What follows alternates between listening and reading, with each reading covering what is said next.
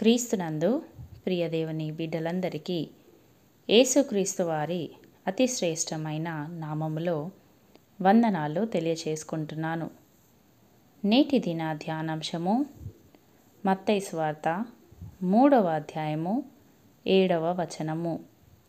అతడు పరిసయ్యులలోను సద్దుకయ్యులలోను అనేకులు బాప్తిస్మము పొందవచ్చుట చూచి, సర్పసంతానమా, రాబోవు ఉగ్రతను తప్పించుకొనుటకు మీకు బుద్ధి చెప్పిన వాడెవడు? మారు మనసుకు తగిన ఫలము ఫలించుడి. ప్రియులారా, చదవబడినటువంటి లేఖన భాగములో బాప్తిస్మమిచ్చు యోహాను గారి యొక్క అద్భుతమైన ప్రసంగాన్ని మనము చూడవచ్చు. యోహాను బాప్తిస్మము పొందుటకు తన యొద్దకు వచ్చినటువంటి వారిని ఉద్దేశించి పలికినటువంటి మాటలు. యెరూషలేము, యూదా వారందరూ బాప్తిస్మము పొందుటకు ఆయన యొద్దకు వస్తుండగా యోహాను వారి మనస్సులను గ్రహించి కేవలము ఉగ్రతను తప్పించుకొనుటకు మాత్రమే వారు బాప్తిస్మమును పొందుచున్నారని ఎరిగినవాడై, వారిలో మారు మనస్సు ఎంత మాత్రమునూ లేనందున వారు మొదట మారు మనస్సు పొందవలనని ఆయన తెలియచేస్తున్నాడు. అందుకే మారు మనస్సుకు తగిన ఫలము ఫలించుడి అని సెలవిస్తున్నాడు. ప్రియులారా, నేటి దినాన అనేకులు మారు మనస్సుకు సరి అయిన అర్థము తెలియకుండానే బాప్తిస్మము పొందువారుగా ఉంటున్నారు. మారు మనస్సు పొందకుండా నీ జీవితంలో బాప్తిస్మము పొందితే ఏమి ప్రయోజనము? బాప్తిస్మము మనలను పరలోక రాజ్యానికి చేర్చదు, కానీ మారు మనస్సు మనలను పరలోక రాజ్యానికి చేరుస్తున్నది. మరి మారు మనస్సు అనగానేమి? మారు మనస్సు అనగా పశ్చాత్తాపము.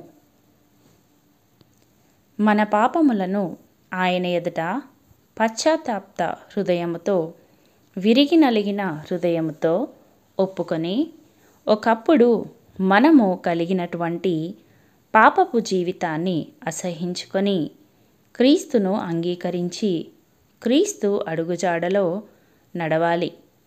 ఆయన మన కొరకు ఉంచినటువంటి మార్గములో నడవాలి. మారు మనస్సు పొంది రక్షణ పొందుడి, పరలోక రాజ్యములో మీరు ఉంటారు. ఇది యోహాను సందేశము, ఆయన పిలుపు అయి ఉంటుంది. ప్రియులారా, విశ్వాసులమైన మన జీవితాలలో మారు మనస్సు తప్పనిసరిగా పొందాలి. దానికి తగిన ఫలములు మనము ఫలించువారమై ఉండాలి.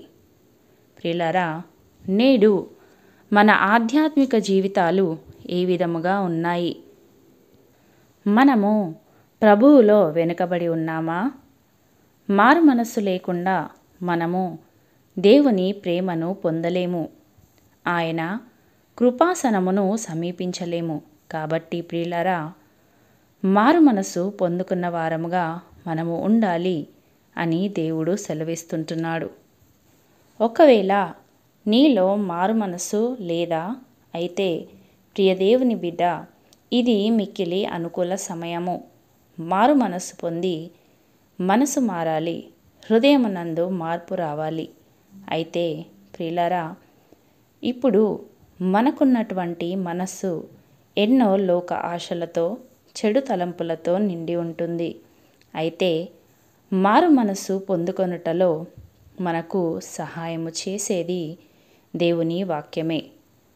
దేవుని వాక్యము మనము చదివినప్పుడు, వాక్యము మనతో మాట్లాడినప్పుడు, మన హృదయంలో వాక్యము నివసించినప్పుడు, ఆ వాక్యపు వెలుగులో మనలో ఉన్న 99 మంచి గుణాలతో పాటు ఒక చెడు తలంపు ఉన్నా అది మనము గ్రహించువారముగా ఉంటాము.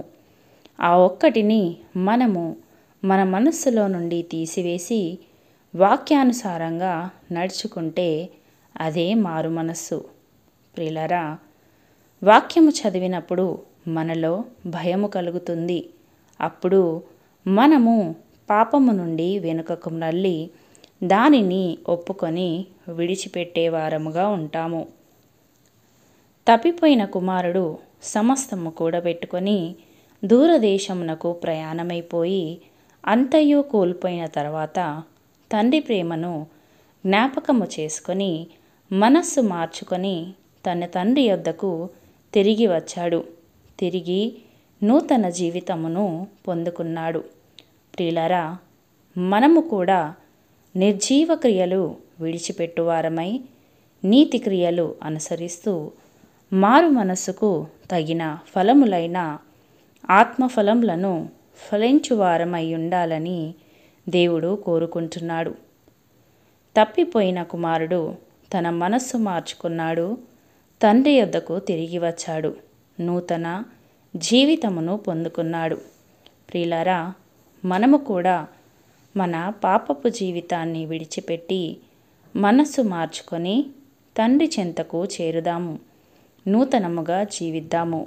అట్టి కృప దేవుడు మనలకందరికీ దయచేయునుగాక. ఆమెన్. ప్రార్థించుకుందాము. పరిశుద్ధుడా, గొప్ప దేవా, మీ పరిశుద్ధమైన నామమునకు స్తోత్రములు తండ్రి. ఎల్లవేళలా మీ కంటికి కనురెప్పవలే మమ్ములను కాపాడుతున్న దేవా, మీకు స్తోత్రములు. ఈ దినాన సజీవుల లెక్కలో మమ్ములను నిలబెట్టి ఉన్నారు. వందనములు తండ్రి. మిమ్ములను ఎరిగిన వారమై మీ మార్గములో నడుచుటకు మాకు కావలసినటువంటి మారు మనస్సును దయచేయండి ప్రభువా. మా పాపములను దోషములను మీ రక్తములో కడుగుకొని మమ్ములను మేము శుద్ధి చేసుకొని మారు మనస్సు పొంది దానికి తగిన ఫలములను పొందే కృపను మాకు దయచేయమని యేసుక్రీస్తు పరిశుద్ధ నామములో ప్రార్థించి వేడుకొనుచున్నాము పరమ తండ్రి. ఆమెన్.